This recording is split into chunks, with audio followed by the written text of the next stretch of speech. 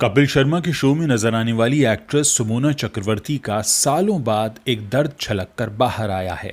सुमोना ने कहा कि उन्हें शुरुआती दौर में काफी बुरा लगता था जब शो में उनके चेहरे और होठों का मजाक बनाया जाता था। सुमोना ने कहा कि एक वक्त कंडीशन ऐसी हो गई थी कि वो रेड लिपस्टिक लगाने से बचती थीं। हालांकि अर्चना पूरन सिंह के समझाने के बाद सुमोना नॉर्मल हो गईं। अर्चना ने सुमोना को समझाया कि उनके जैसे होंठ के लिए महिलाएं पैसे खर्च करती हैं। एक बातचीत में सुमोना ने कहा कि शो के शुरुआती दौर में मुझे काफ़ी चैलेंजेस फेस करने पड़े थे। मेरे होठों और चेहरे का मजाक बनाया जाता था।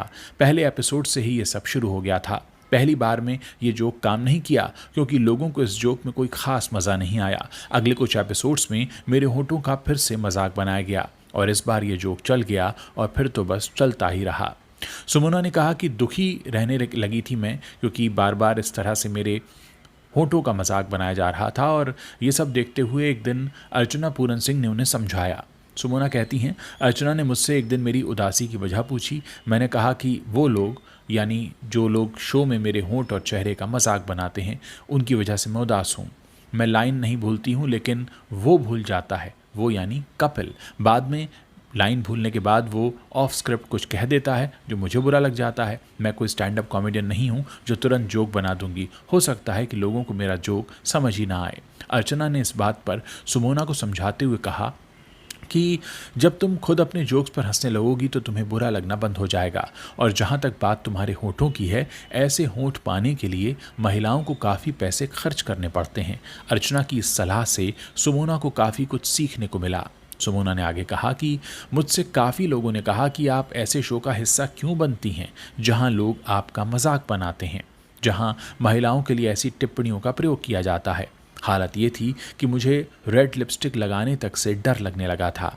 हालांकि समय के साथ ये बातें समझ में आने लगीं कि ये सब मेरे काम का एक हिस्सा है। दोस्तों, यहाँ अब आप लोगों के लिए एक बड़ा सवाल है। सवाल ये है कि क्या मनोरंजन के नाम पर आप किसी की भी पर्सनैलिटी या उसकी शारीरिक बनावट या उसके रंग रूप का मजाक बनाए जाना पसंद करते हैं?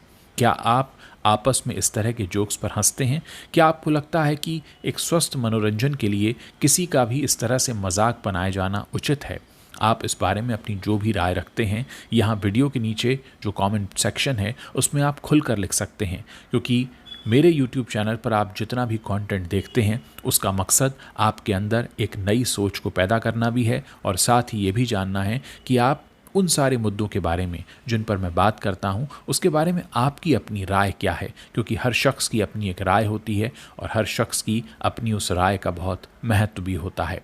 अपनी राय के महत्व को जानें और जल्दी से इस वीडियो के नीचे कमेंट सेक्शन में लिखें कि क्या आप सुमोना की इस बात से सहमत हैं कि हंसी के लिए उनके पर्सोना या उनकी शारीरिक बनावट का मजाक बनाया जाना ठीक नहीं है।